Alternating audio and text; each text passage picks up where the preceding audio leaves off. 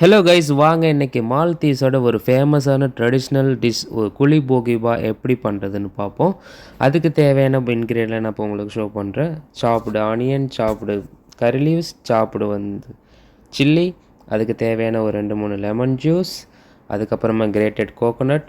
இதெல்லாம் நம்ம ரெடி பண்ணி வச்சுக்கிட்டு ஆனியன், கரி லீவ்ஸ், சில்லி தென் சால்ட் கொஞ்சம் ஆட் பண்ணிட்டு நல்லா மேஷ் பண்ணிக்கணும். இதுக்கு தேவையான ஒரு லெமன் ஜூஸ் ஆட் பண்ணிக்கணும். தென் கொஞ்சமாக மஞ்சத்தூள் ஆட் பண்ணி நல்லா நல்லா மேஷ் பண்ணணும்.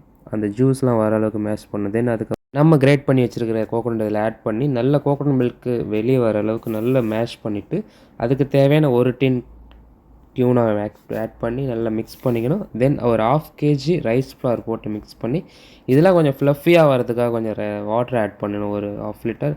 தென் பேக் பண்ணி 180 டிகிரி 50 மினிட் பேக் பண்ணி எடுத்தால் ஒரு சூப்பரான குழி போகிபா ரெடி.